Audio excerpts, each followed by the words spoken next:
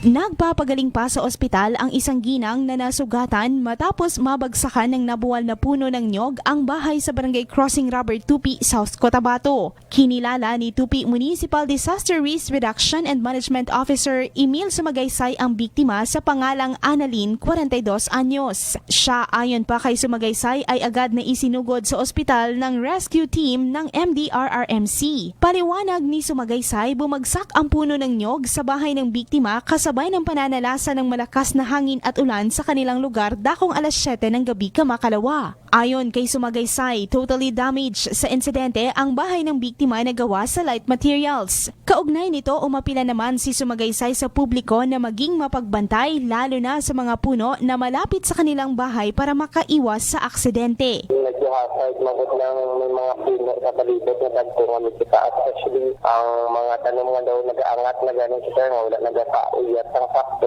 I-check man sa family. Considering na wala ko naman ginahangyo na siya, isa na siya ka natanhaw man natin nga hazard. Si Tupi MDRRM Officer Emil Sumagaysay. Ayon kay Sumagaysay, mahigpit ding binabantayan ngayong madalas umulan ng MDRRMC ang mga disaster-prone barangay sa Tupi. Ang mga ito ay ang Tubeng, Lunen, Calcam, Bunaw at mga area na malapit sa pampang ng ilog sa barangay poblasyon.